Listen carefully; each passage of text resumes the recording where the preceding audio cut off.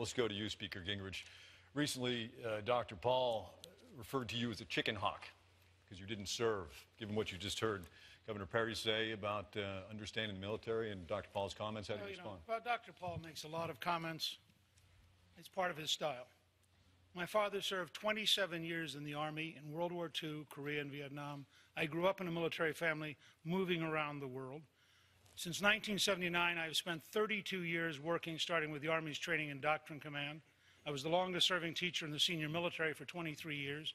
I served in the Defense Policy Board. But let me say something about veterans, because as an Army brat whose family was deeply engaged, I feel for veterans. We had a great meeting today in Wolfboro with veterans, and I made a commitment in New Hampshire that we would reopen the hospital in Manchester.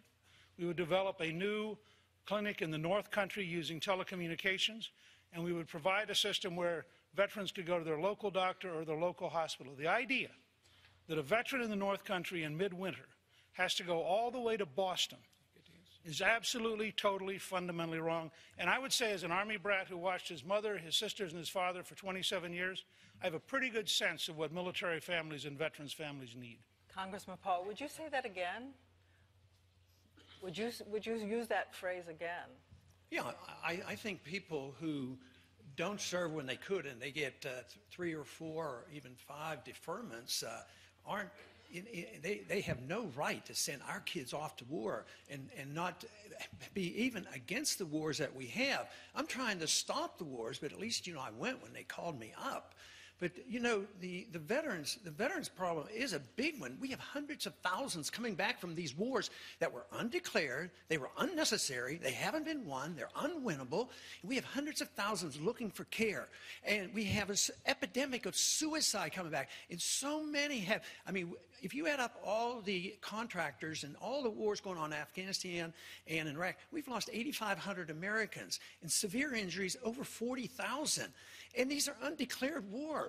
So Rick keeps saying you don't want this libertarian stuff. But what I'm talking about, I don't bring up the word, you do, but I talk about the Constitution. The Constitution has rules, and I don't like it when we send our kids off to fight these wars, and when those individuals didn't go themselves, and then come up and when they're asked, they say, oh, I don't think one person could have made a difference.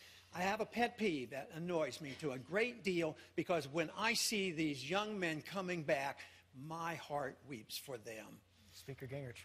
Well, Dr. Paul has a long history of saying things that are inaccurate and false. The fact is, I never asked for deferment. I was married with a child. It was never a question.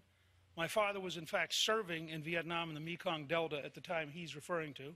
I think I have a pretty good idea of what it's like as a family to worry about your father getting killed, and I personally resent the kind of comments and aspersions he routinely makes without accurate information and then just slurs people with.